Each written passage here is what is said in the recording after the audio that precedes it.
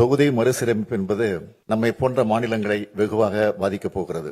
மக்கள் தொகையை பல்வேறு சமூக நலத்திட்டங்கள் மூலமாக கட்டுப்படுத்திய நம்மை போன்ற மாநிலங்கள் அதன் காரணமாக நாடாளுமன்ற தொகுதியின் எண்ணிக்கையில் நமது பிரதிநிதித்துவத்தை அதிகம் இழக்க நேரிடும்.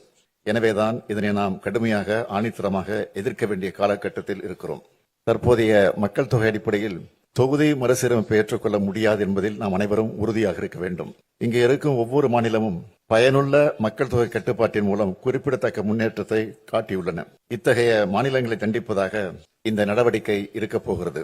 மக்கள் பிரதிநிதிகளின் எண்ணிக்கை குறைவதன் மூலமாக நமது எண்ணங்களை சொல்வதற்கான வலிமை குறைகிறது. இந்த ஆண்டு காலமாக மணிப்பூர் மாநிலம் பற்றி எரிகிறது. 2 ஆண்டு காலமாக மணிப்பூர் மாநிலம் பற்றி எரிகிறது. அதனால் நீதிக்கான அவர்களின் குரல்கள் புறக்கணிக்கப்படுகின்றன. ஏனென்றால் நாட்டின் கவனத்தை ஈர்க்க அவர்களுக்கு அரசியல் வலிமை இல்லை.